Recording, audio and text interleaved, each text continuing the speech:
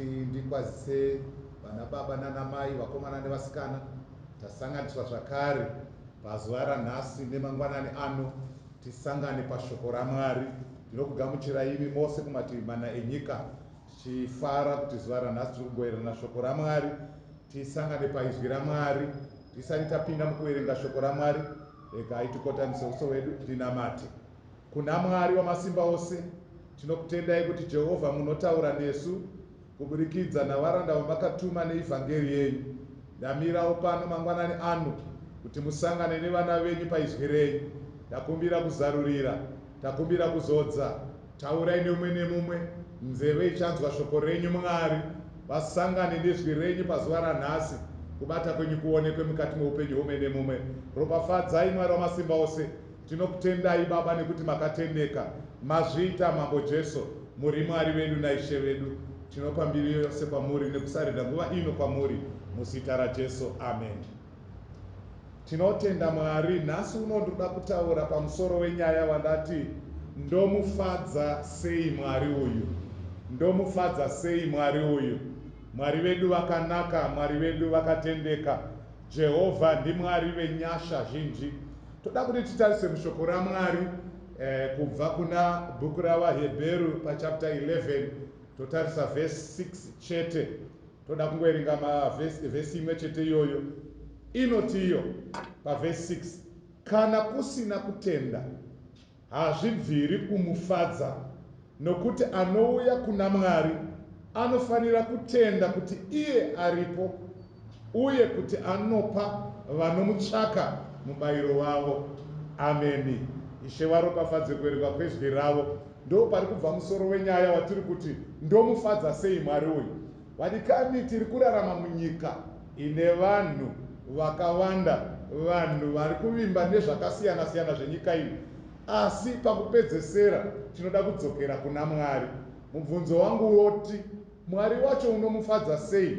Tiri mukati menyika yakazara uipi? Tiri mukati menyika yakazara zvakasiyana siyana, vaMwari vakasiyana siyana, vane mukurumbira nevasina, vanazvo nevasina, vanogona nevasingagone, vakuru nevaduku, hapachisinawo uchati uyu. Asi munyika yatirimo muri kuda munhu anogona kuziva kuti ndonamata Mwari ndichimufadza sei. Ndo pane nyaya yedu. Pano pataverenga pati, kana kusina kutenda hazvibviri kufadza Mwari. Zvototionesa kuti kana taakuuya kuna Mwari pari kutoda munhu ane kutenda. Wadikani, rutendo ndo ruri kutarisirwa naMwari mukati meupenyu hwomwe nemumwe. Asi mubvunzo woti ko rutendo rwacho runouya sei? Toziziva kuti shoko rinodaro kuna vaRoma chapter 10 pa17, tikana pasina kuparidzwa kweivhangeri, nekuti rutendo runouya nekuparidzwa shoko raMwari. Shoko iroro kana risina kutaurwa harigone kumutsa rutendo mukati meupenyu hwemunhu. Saka ndiri kutaura nhasi ndichiti umwe nemumwe anofanira kunzwa shoko. Ndosaka tiri kusangana pashoko irori. Patiri kusangana pashoko, tiri kusangana paizwi rinomutsa rutendo, runova ndo rutendo ruri kunzi naMwari. Kana pasina rutendo irworwu hazvibviri kufadza Mwari. Toda kuti tionesane vadikani zuva ranhasi kuti tinofanira kufadza Mwari by faith, kutenda. Rutendo zvanzi ndo rusimbiso rwezvinhu zvatisingaone, ndo kubatika kwezvinhu zvisipo, ndo chinonzi rutendo, ndo inonzi faith. Saka ndo iri kunzi kana pasina rutendo irworwu hatigone kufadza Mwari. Sipano ndiri kuda kusimbisa nyaya yekuti Mwari nomufadza sei. Kana ndauya kuna Mwari ndinouya ndiine kutenda, ndinouya ndiine kuvimba, ndinouya ndiine trust yekuti Jehovha uyo akandida rudo rwake rucharamba ruri pamusoro pangu. Uyo Jehovha akandida acharamba achinditungamirira. Nyangwe nezvandinosangana nazvo nhasi, Mwari uyu anoramba achinditungamirira. Saka ndo rutendo rwatoda kufamba pamusoro pazvo, tichibatsirana kuti vadikani, unofadza sei Mwari? Mwari ngaafadzwe uyu. Mwari ngaafadzwe. Haafadzwe nemari, haafadzwe nekunyemwerera, haafadzwe nemukurumbira yatingava nayo panyika, asi anofadzwa nekutenda. Uya kuna Mwari uine kutenda. Kana pasina kutenda hazvibviri kufadza Mwari. Shoko rabva rataura kuti hazvibviri, kureva kuti hazvitogoneki. Tinogona kuuya nemumwe mutoo nedzimwe nzira, tinogona kuuya tiine takabata zvimwe zvinhu, asi kana tisina kutenda pamberi paMwari hatimufadze. Mwari anofadzwa nekutenda. So tiri kuti isusu kana pasina kutenda hazvibviri kufadza Mwari. saka unomufadza sei? Nekuti shoko rabva raverenga raendera mberi richiti nokuti uya anouya kuna Mwari anofanira kuuya aine kutenda maari kuti iye Mwari aripo. Kureva kuti Mwari anofanira kutendwa kuti aripo. Ndo rutendo rwekutanga rwekutenda kuti Mwari aripo. You must believe kuti Mwari aripo. Mwari aripo. Mwari aripo. Nyangwe zvikaita sekunge akanyarara, zvikaita sekunge asiri kubata, zvikaita sekunge asiri kutaura, nyangwe akaita sekunge asiri kuita minana muupenyu hwako, asi ziva kuti Mwari aripo. Ndo zvataura shoko raMwari. Ndo panototangira kutenda kwedu kuti tiri kutenda kuti Mwari aripo. Saka kana Mwari aripo, zvotoreva kuti zvedu zvatonaka nekuti aripo.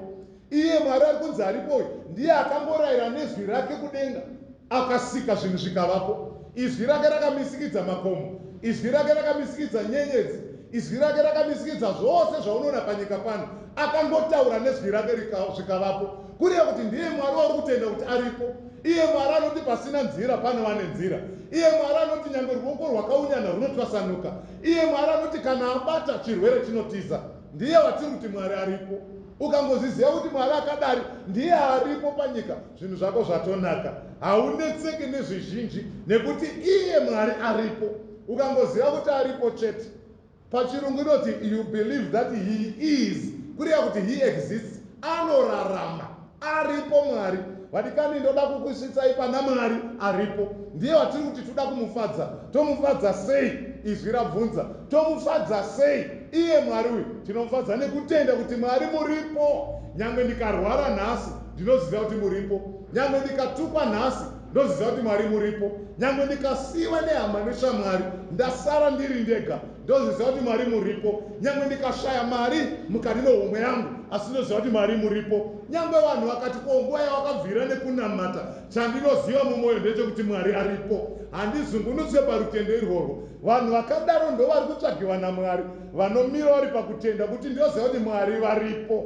Ukangozviziva izvozvo zvakunakira mwana waMwari. Zvakunakira. Hazvina basa nezera, hazvina basa nepawasvika muupenyu, hazvina basa nepawasimudzwa kana kuti hauna kusimudzwa. Vamwe vanogona kunge vari vekuseri kungadzine vanhu kumachonyonyo, vamwe vangagona kunzi vari vane mukurumbiro vanonzi kumadheodheo. Hazvina basa kuti unobva nekupi, asi kana pasina kutenda hazvibviri kufadza Mwari. Vadikani toda kumufadza Mwari uyu. Panyika yatiri kurarama tinogona kufadzana isu vanhu, tinogona kufadzana nemari, togona kufadzana nemikurumira, togona kusimudzirana, togona kutsikirirana pasi. Ndo matambiro edu avanhu. Asi shoko rati kana pasina kutenda hazvibviri kufadza Mwari. Toda kumufadza Mwari uyu. Shoko rinomborera mberi richiti kana tauya kwaari tinotenda kuti aripo. Kureva kuti anorarama. Anorarama Mwari uyu. Rwembiri rwati kana tauya kuna Mwari uyu tofanira kuziziva kuti anogona. Ndoda kungomira panyaya yekugona iyoyi. Amen. Kana tati Mwari anogona, tiri kureva izvo kuti haana chaanokundikana, haana paanonzi haagone, haana chaanonzi anoremerwa nacho. Isusu tinogona kugadzira simbi, tinogona kugadzira mudhuri watisingagone kusimudza, asi Mwari haana chaanogona kugadzira akatadza kutisimudza. Anongorayira nezwi, anotumira izwi rake zvinhu zvotoitika. Kureva kuti Mwari wedu anogona. Kuti tinyatsobata nyaya yekugona kwaMwari, ndoda kupa reference inowanika kuna Daniel chapter 3 kubva pavhesi 16 kusvika pavhesi 18. Mukanoverenga vhesi iyoyo inyaya yevakomana vanonzi Shadrach, Meshach naAbednego vatarisana namambo Nebhukadhineza. Paiswa mudhuri kana kuti chidhori changa chamisikidzwa kunzi namatai Mwari wangu ava. Vakomana ava ndokubva varamba kunamata, vakati hatizive vamwe vaMwari ava, tinongoziva Mwari mumwe chete watakabva naye kwaIsraeri. Saka pavakamisikidzirwa chiumbwa ndokubva varamba. Vanodaidzwa vanakomana vari vatatu kunzi uyai kuno mambo, ndokuvatarisa, ndokutanga kuvabvunza zvikanzi maune here nhaiwe Shadrach, Meshach naAbednego kuti unoramba kunamata Mwari wandamisikidza Mwari wangu munyika yangu muno? Zvikanzi nevakomana tanga tisingade hedu kukupindurai mambo, ndo vhesi 16. Tanga tisingade kukupindurai panyaya iyi, asi nekuti maramba motibvunza regai tikupindurei chinhu ichi. Chizvizivai kuti imi mambo, isusu tinongoziva Mwari mumwe chete watinonamata. Hatizive vamwe vaMwari asi Mwari mumwe chete. Asi zivai kuti Mwari watinonamata anogona. Ameni. Kureva kuti Mwari anogona kutirwira paruoko rwenyu mambo, number 1. Anogona kutirwira pamoto wamapfutsau, number 2. Uye number 3, nyangwe akasatirwira, zvidzivei kuti isu hatimbopa takanamata chiumbwa kana chifananidzo, tinoziva Mwari mumwe chete. Ndo vanhu type yevanhu vari kutsvagiwa naMwari. Asi ndatinyatsokuonesai nyaya kuti Mwari anogona. Mwari vedu anogona kurwira. Mwari vedu anogona kurwira. Anogona, he is able. Kureva kuti anogona kukurwira nyangwe uri padambudziko rakaita sei.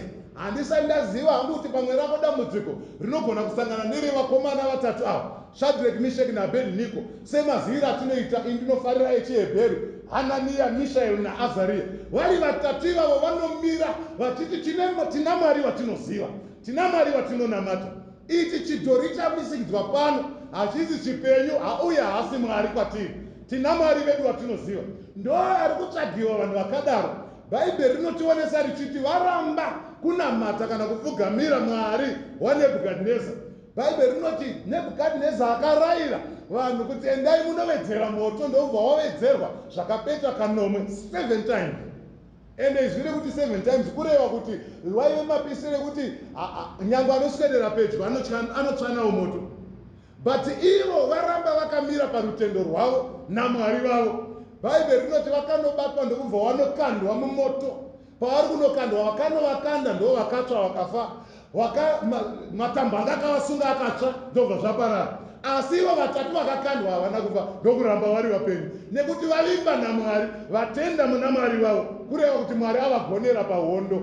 Saka ndati kwauri mudikani, kana Mwari uchiuya kwaari nerutendo, unouya uchitenda kuti ariko, anorarama. Rwepiri unouya uchitenda kuti anogona. Rwechitatu unouya uchitenda kuti ane zvipo zvaakabata muruoko rwako. Mangwanani anoda kuti ugamuchire kuropafadza kwaMwari, nekuti ane zvipo zvaanopa kune vanotenda. Ndiro shoko randanzwa kuti tigoverane zuva ranhasi, kuti Mwari vedu watinonamatawo akatakura zvipo zveavo vanotenda maari, akabata pfuma yaanopa kune avo vanotenda maari. Munyika yakaoma kudarizvi, tenda muna Mwari, tenda muna Jehovha, tenda muna Mwari. Unomufadza sei? Mufadze nerutendo, kuvimba naMwari, kuti nyangwe zvikaoma sei, handina mumwe Mwari wandichanamata, ndinonamata Mwari mumwe chetewo.